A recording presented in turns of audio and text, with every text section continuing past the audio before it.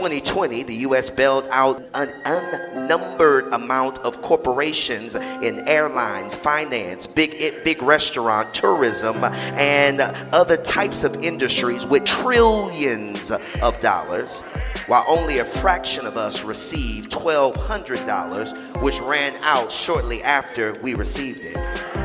It's because we, the people, are perceived as disposable, that we live in a country that knows how to find unbudgeted money for business and corporations, but don't know how to find money for the people. If this country is going to be who we want this country to be, it has to not just bail out business, it has to also bail out people. But I'm so grateful that when government fails, God still knows how to shape and resource and dispatch God's church to bail out people who've been abandoned by politics. But if we can be honest, sometimes churches' budgets and our personal commitments to giving represent these same travesties.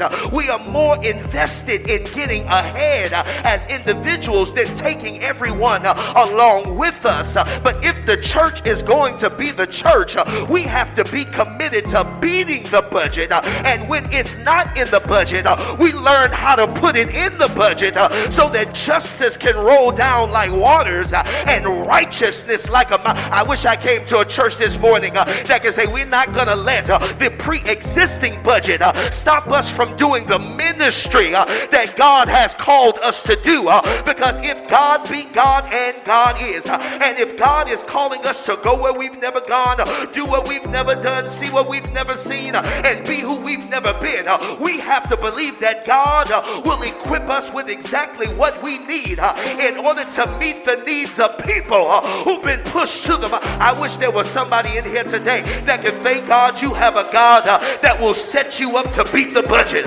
Whether we're talking about the church budget or your personal budget, we have a God that props us up, resources us, and dispatches us to do what no other entity can do. Am I talking to some folk in here that can say, when I look back over my life, I've seen God beat my budget over and over and over again. There have been so many times I didn't know how I was going to eat, but God beat the budget. There have been times I didn't know how I'd pay my bills, but God beat the budget. There have been times I didn't know if I was going to have to give up on child care in order to pay for food on my table. Oh, but I serve a God that gives me the capacity to beat the budget.